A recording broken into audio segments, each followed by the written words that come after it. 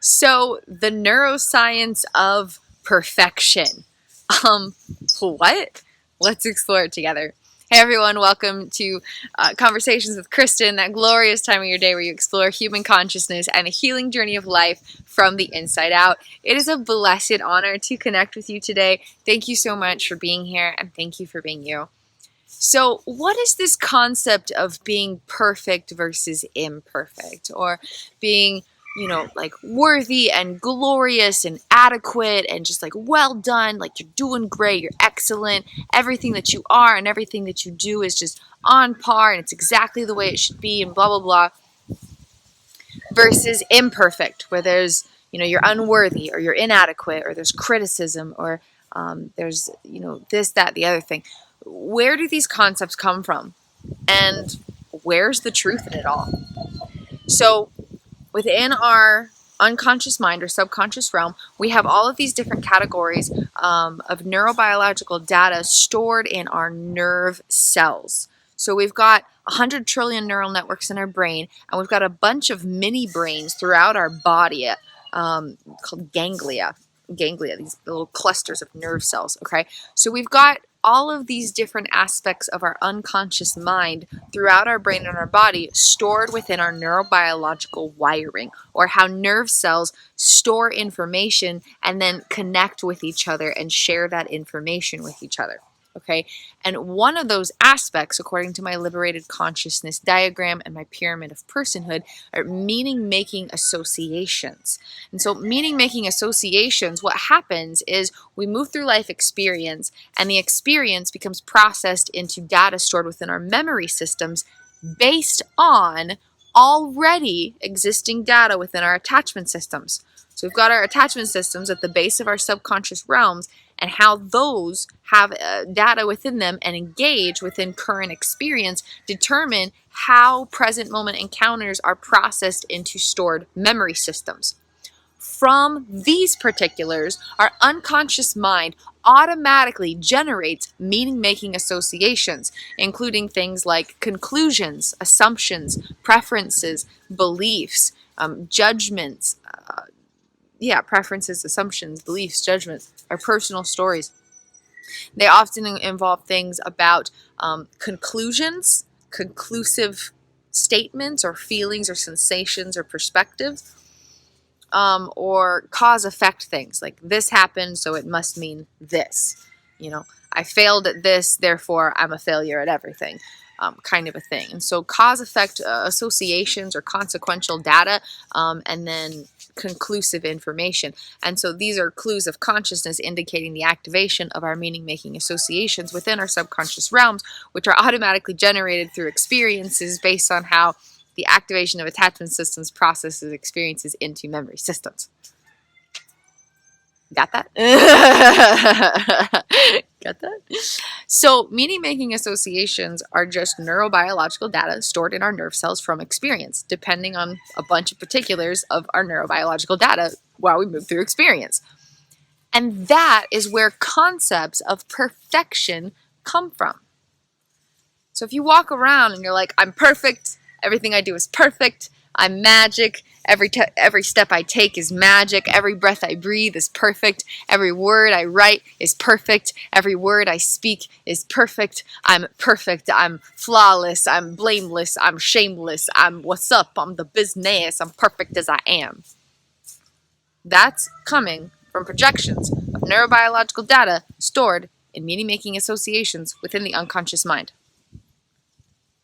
And if the experience is the opposite, and you walk around and you're like, oh my God, I suck, everything I do is awful, I can't get anything right, I can't get anything done right, everything I do is just like crap, like I'm not good at anything, I can't do this, I'm a failure, I can't succeed, like everyone's better than me, I can't do this, I'm inadequate, I'm not qualified, I can't raise it, that's impossible, I can't do that,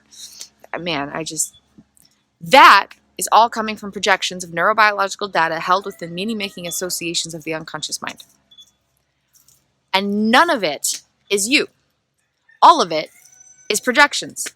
All of it is coming from stuff in here going, joop, joop, joop, as stimulus comes in and is processed through these things, and then data is projected to interpret experience so that it can make sense. But you are consciousness. You are not your neurobiology. You are consciousness. You are consciousness. Consciousness is separate and distinct from neurobiology. And so when neurobiology is projecting this information regarding perfect versus imperfect, none of it is you. None of it. Whether you think you're perfect and blameless and flawless and shameless, or whether you feel like everything you do sucks, none of those messages actually have anything to do with the you that you are. None of it. It's all a neurobiological illusion. Epic, right? And of course, it doesn't feel that way, but that's because consciousness is blending with experience. Identity and experience are not the same thing, but when consciousness doesn't know that it's not neurobiology, then they go together. They go hand in hand, and there's no distinction between the two. And so if we move through life, and we have these thoughts, and we have these feelings, and they're, oh man, I'm everything, I'm this, I'm that, I'm what's up, or the opposite of like, oh my God, I can't do anything, I can't, like, I just can't, everything I do is wrong, like, why can't I get anything right, like, how come everything I do it just sucks, everything I do just sucks, man. Those thoughts and those feelings are not you. They're neurobiological projections of data depending on how your unconscious mind is holding information from past experiences. And none of it is your consciousness, your self-essence, your inner experiencer. Get that? Inner experiencer is not your inner experience. Your experience comes from neurobiology. Your inner experiencer is pure consciousness. Consciousness and neurobiology are not the same thing. So, the neuroscience of perfection. The neuroscience of perfection. Our perceptions are coming from our nerves or our cells or the neural networks in our brain and our body, however you want to phrase it. That's where our perspectives are coming from. Consciousness does not have personalized perspectives. Can you believe that? Who you actually are, the you within experience, doesn't actually have personalized perspectives.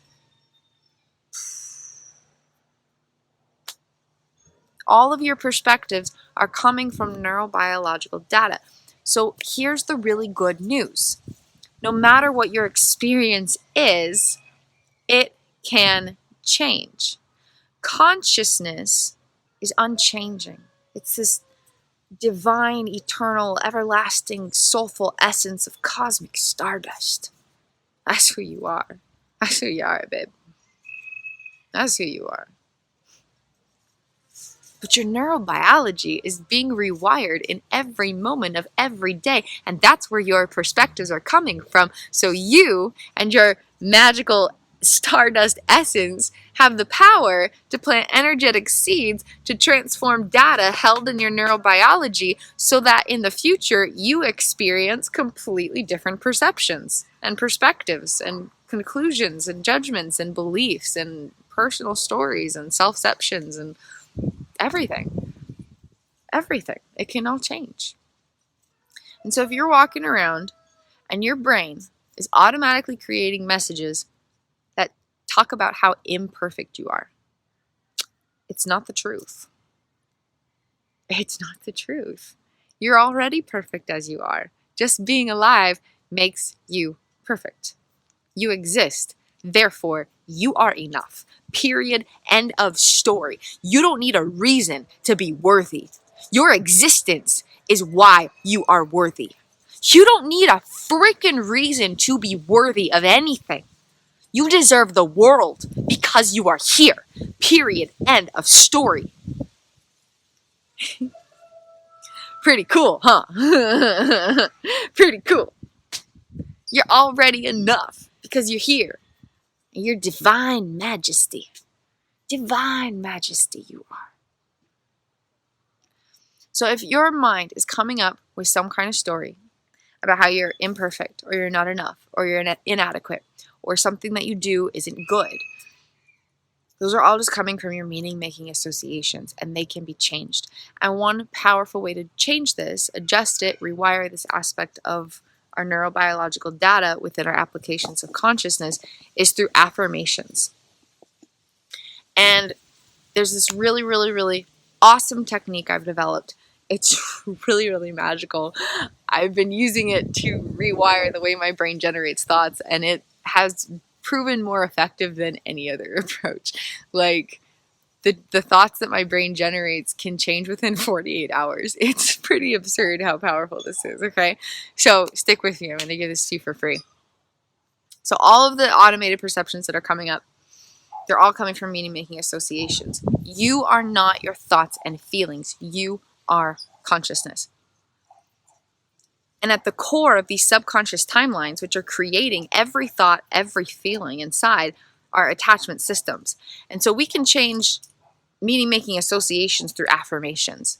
And if your brain is like, you suck at this, then maybe you tell yourself, I'm great at this. Things can get even deeper with inner transformation when the underlying attachment system need is also addressed. So not just creating affirmations to change the thoughts at the surface, but going deeper and seeing what attachment system need is not being met and creating affirmations that help meet that attachment need. And that takes a little introspective exploring, and there's no right or wrong way to do it, but just a little tip, a little insider insight if you really want to dig down deep and get the maximum juicy healing potential as possible. Okay, so here's the technique. Record an audio file of affirmations from your observational self to your inner experiencer about what new messages you want your brain to generate, or something that meets your inner attachment needs to transform the timelines, creating your thought forms. Okay, so this can look a few different ways. There's a few different ways to play with this. You can record your audio file with I am perfect. I am worthy. I am love. I am loved. I am enough. I am powerful. Or you can use your birth name or any name that you've been referred to for a long time, several years minimally, like 3 to 5 years minimally. Some people are not comfortable with their birth name, and that's totally fine. As long as it's a name that you've been chronically being referred to as for several years. What happens when you do this is you're digging deep into your implicit memory systems, because your ability to recognize your own name comes from implicit memories, the most unconscious of your memory systems that house emotional and procedural memories. And so the way that your brain automatically generates emotional sensations and the way your brain automatically generates action patterns, or the way you go about making everyday decisions, big and small, are housed in these implicit memory systems. What's also housed in there is the familiarity of your name. So when you use the familiarity of your name to address these deeper issues with affirmations, it gets in deeper to the wiring that needs to be changed for healing to transpire. Okay? And so this might look like, okay, so for example, in case you didn't know who this was, I'm Kristin. I'm Kristin Windsor. Hi, it's nice to meet you. Nice to meet you, friends. Okay, so for me, it's like, Kristin is worthy. And you can add more of your name if you want. Kristin Karina Windsor is a dynamic diamond of the galaxy, and every move she makes is perfect, because everything she is already perfect. Just as an example. So you can use I am enough, or you can use your name and any part of your name, your first name, your full name, a nickname. It can be anything. Do what resonates with you, kind of, to feel into the waters and just see what feels better to your inner experiencer who is going to be listening to this. Kristin is worthy. Kristin Karina Windsor is worthy. Another thing you can do is play with the I being your observational self and the name or you being your inner experiencer. And so that would look like, I see you, Kristin Karina Windsor, and you are perfect exactly as you are. Or using I to you. Well, that one kind of used both. I see you, Kristin. So that kind of used both. It could also be the I is like understated and it's talking to you. You are perfect exactly as you are. You are a radiant, diamond, ember, beaming glow of light. And everything you do is always enough because everything you are is always enough. It could be something like that. Or it could be the understated I to the name, which is kind of just using like the name. So there's a bunch of different ways you can play with it, long story short. And so the goal is to help your inner experiencer be liberated from these neurobiological projections while planting new seed to change that wiring so that your brain automatically produces different thoughts and feelings in the future. Okay? And so you recognize the clues, you see where the needs are, you're going through life and you're like, okay, I'm noticing some thoughts of criticism. So I need to compliment myself to kind of counterbalance that and kind of plant some new energetic data into these realms of neurobiological projections, okay? So you recognize the clues, you recognize the needs, you figure out how to address the needs by making affirmations. You play with it to kind of see what hits your inner experiencer the most. Sometimes it can just be like a simple one, or sometimes it's like a colorful analogy, and I've given a few examples of both of those. So kind of just play with it. And then what you want to do is record it with your voice. This is important. If you listen to affirmations from other people, it's still going to help. It will help. It will help rewire your brain. But if you use your own voice to speak affirmations, it is going to help on a deeper level. Because what's happening is when you're listening to affirmations, oh, by the way, you're going to be listening to this while you sleep. I haven't gotten to that yet, but it's relevant now. So you're going to be listening to this while you're asleep. So what's happening is when you're absorbing this content, the consciousness, the energy of consciousness from the person who created the affirmations will be seeping into your own consciousness. And so if your brain is producing just this vast array of complexly awful messages, then any positive messages are going to help.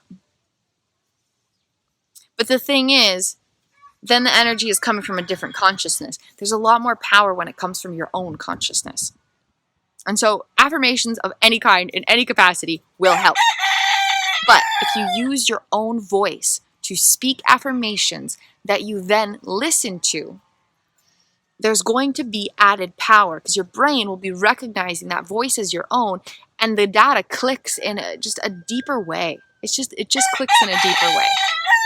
Okay, so record these affirmations. You can make an audio recording or a video recording or just some kind of something to record it on. Okay, and then what you'll want to do is use some kind of, if you're able to, you could just stop there and listen to it and like you're groovy and you're good.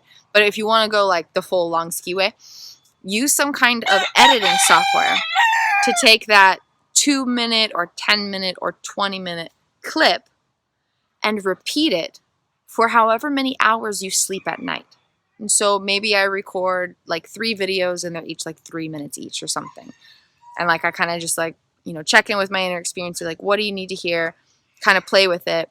Kind of play with the voice fluctuations. Because if you record affirmations and you're like, I am powerful, I am worthy, and like I'm brave and stuff, that's not going to have much impact. But if you go slow and smooth and use your vocal tones to fluctuate the message in a way that increases your regulation, all about that inner attunement, then there's added magic. And so instead of I am brave, I am awesome, and I can do like anything I set my mind to, instead it could be this: I am brave. I am incredible. I can do anything that I set my mind to. So you want to go slow, you want to be melodic and musical, and you want to smile because that sound of smiling goes into how the voice comes out.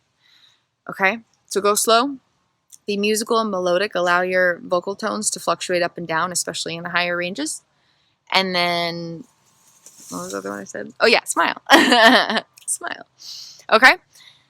Record it. Record your affirmations. Clip them together, okay? So you record them, you check in with your inner experience, you record them, go into something. There's a bunch of different editing softwares. I personally use iMovie. I just record little video clips on my phone.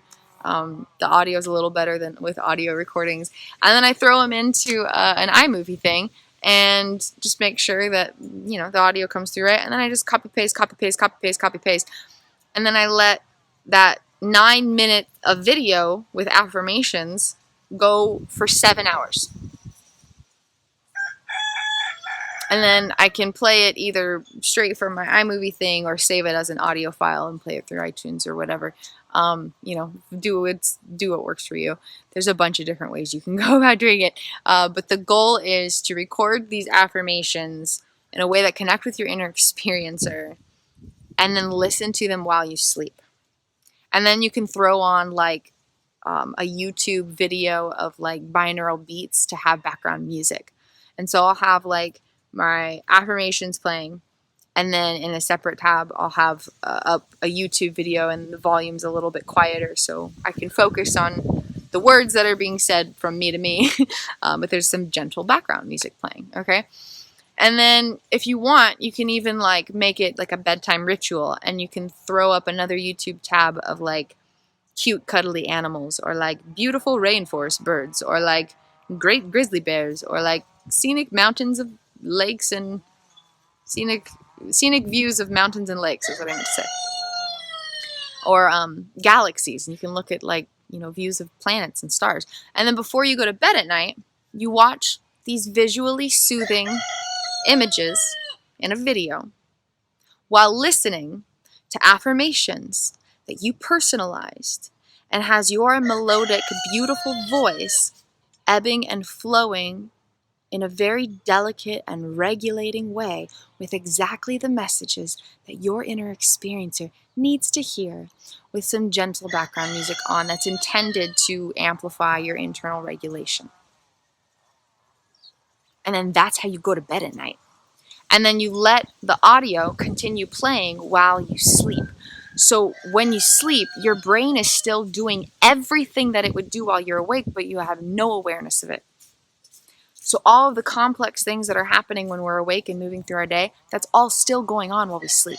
Our inner experiencer never gets a break. Our observational self checks out for a few hours a night, but our inner experiencer never, ever, ever, ever, ever gets a break.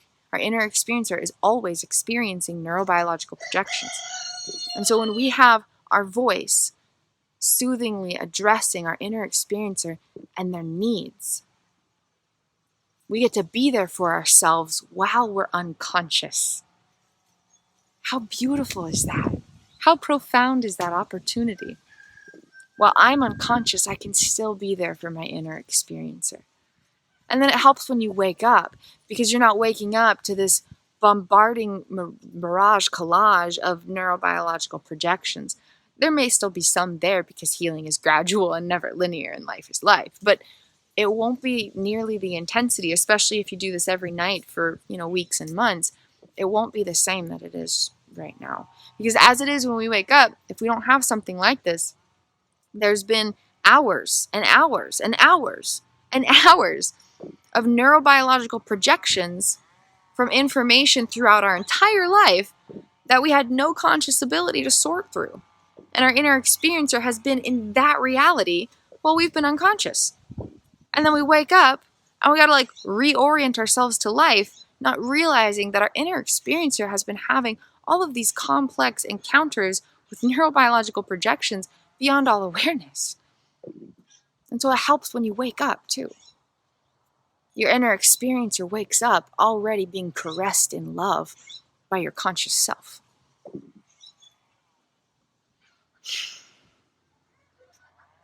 Okay? Okay. So any kind of affirmations are going to help. If you say them out loud, if you write them, if you listen to affirmations by other people, every little bit helps. But when you can recognize specific clues of consciousness and create messages that very specifically address those inner needs. And create an audio file with your own soothing voice. And maybe you got to play with it. Maybe you got to practice it. That's kind of the journey of it. I have some and I'm like, that's not calming at all to listen to. I just flew right through that. That's not soothing to hear. Nice words and all, but that wasn't a soothing vocal tone. Let me try that again and just kind of breathe in deeper to the experience of creating this and not just try to get through this paper that I'm reading, but actually be there and be there. And create space to explore the musical melodies of your own voice, because your vocal vibrations have so much power in how the brain and the body respond to experience and engage with itself, themselves. So really play with it, kind of get into it, play with it, see what magical tricks your own voice can do. See what feels good to your inner experiencer when you listen to it. And then once you have like a little clip, if you're able to, throw it into some kind of software where you can, or even somewhere where you can put it on repeat. Maybe you don't need to edit it and copy paste and make like a big file. Maybe there's some way to play it where it just goes on repeat. Just explore that, explore that. Everyone's got different technology, but there's lots of different ways to do lots of different stuff, which is nice. Like, how beautiful to live in this time period. And so find a way to throw that on repeat.